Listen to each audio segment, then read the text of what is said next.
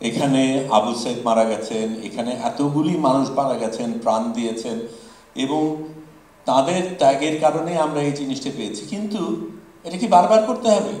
৭১-এ করতে হয়েছে, আবার এক এক সময় এক এক সরকার আসবে, সে তার ক্ষমতা দখল করবে বলে আমাদের আবার রাস্তায় নামতে হবে, আবার প্রাণ দিতে হবে। এটা কি কথা?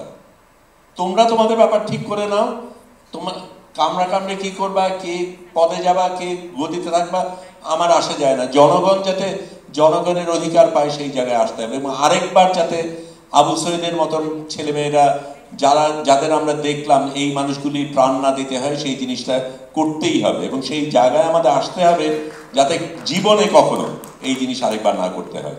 সেটার সাথে আমি আরো দুটো জিনিস আনতে চাই, ঠিক ওটা একইভাবে না। আমার মনে হয় স্বীকৃতি এবং জবাবদিহিতা শুধু না, নিজের অবস্থানটাকে মনে রাখা দরকার। অনেক কিছু বলা হচ্ছে, আমরা অনেক কিছু শুনছি এখন। যত যাই আমরা বলি, জামাত কোনো কালে ৭১-এ তাদের ভূমিকাকে অস্বীকার করতে পারবে না। এটা হয়েছে, এটা মানতে হবে। তারা তাদের রাজনৈতিক অবস্থানকে তারা বোঝাতে পারে, আমার তো কোনো অসুবিধা নেই সেটাতে। কিন্তু যেই অন্যায় হয়েছিল সেটা থেকে পালানোর কোনো উপায় নেই, তার মানতে হবে। আওয়ামী লীগ কোনো কালে 2024-এ যেটা হয়েছে সেটার থেকে পালাতে পারবে না, এটা তার মানতে হবে, এটা তার গ্রহণ করতে হবে, এবং আজীবনের একটা কলঙ্ক এটা থেকে যাবে। এটা আমাদের পরিষ্কার থাকা দরকার।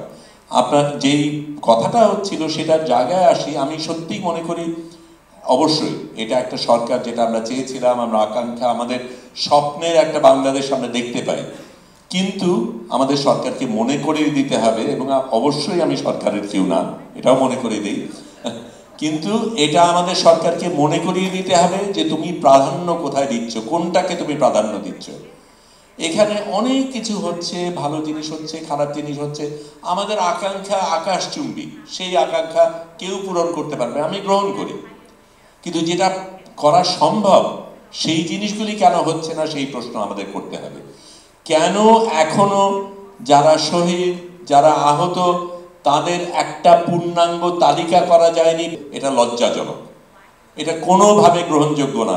এবং এই জিনিস করার জন্য অবশ্যই একটা শহীদ স্মৃতি ফাউন্ডেশন রয়েছে, অন্যান্য জিনিস রয়েছে, তাদের আন্তরিকতায় আমার কোনো প্রশ্ন নেই, তাদের দক্ষতায় আমার প্রশ্ন রয়েছে।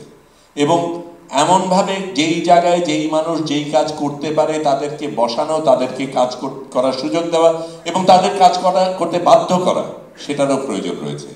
সেই জায়গার সাথে আমি ছোট্ট একটা জিনিস বলি, যেটা এখনো প্রযোজ্য, এটা ভেতরের কথা কিন্তু তারপরেও বলছি, কারণ আমাদের তো কাজ করতে গেলে অনেক কিছু লাগবে, এবং আমি গ্রহণ করি এখনো রন্ধ্রে রন্ধ্রে পুরনো মানুষ রয়েছে, বিভিন্ন জায়গায় আগের যারা যুক্ত ছিল তারা রয়েছে, এবং অনেক ক্ষেত্রে আমাদের তথ্য পাওয়া কঠিন, কারণ যাদের থেকে তথ্য পাওয়া তারা নিজেরাই এর মধ্যে কোনো না কোনোভাবে সম্পৃক্ত ছিল, নিজেদের বাঁচানোর চেষ্টা করছে।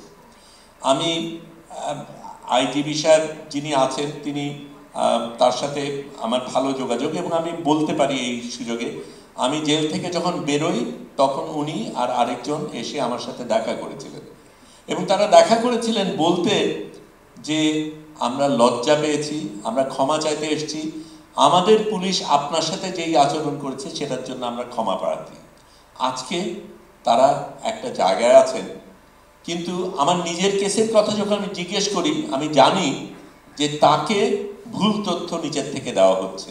এটা নিশ্চয়ই শুধু তার ক্ষেত্রে না, প্রত্যেকটা জায়গায় যারা তথ্য দিচ্ছে, যারা যোগান দিচ্ছে, তাদের স্বার্থ কিন্তু ভিন্ন, এবং এখানে এটা কিভাবে সমাধান করতে হবে সেটা আমাদের ভাবতে হবে। কারণ আমাদের দেশের আইজি পুলিশকে তার বাহিনী যদি ভুল তথ্য দিতে পারে, অন্যান্য জায়গায় কি হচ্ছে এটা আমরা ভাবতেই পারি, এবং এই জায়গাটা যাতে অবশ্যই বদলানো হয় সেই ব্যবস্থা আমাদের করতে হবে।